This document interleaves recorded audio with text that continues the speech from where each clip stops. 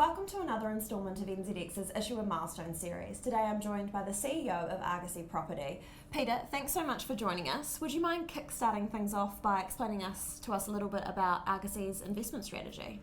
Sure. Thanks for that. Argosy's diversified, so that makes us a little bit different to some of the other listed property entities.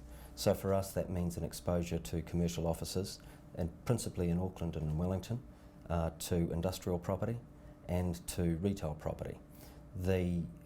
What we've been doing over the last little while, we've increased our exposure into the Wellington market, both in the Stout Street successful development, working with New Zealand Post on what we hope will be a very successful development there, and also we've increased the diversification by gaining an exposure to the Wellington industrial market. We think Wellington will go reasonably well over the next 24 months, and pretty comfortable with those investments. Property stocks have been tracking reasonably well over the last kind of recent years. What do you guys have in the pipeline for future growth? Well, we've been quite clear on what our strategy is, and most investors expect us to be quite predictable. So what's important is that we do stick with what our strategy is.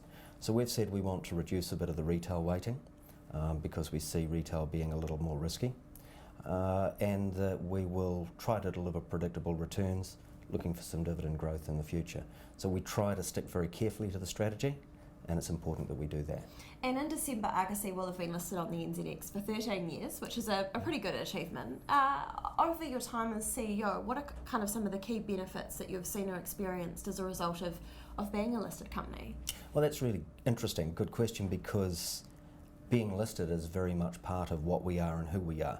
We could not continue in business with the same targets if we weren't listed.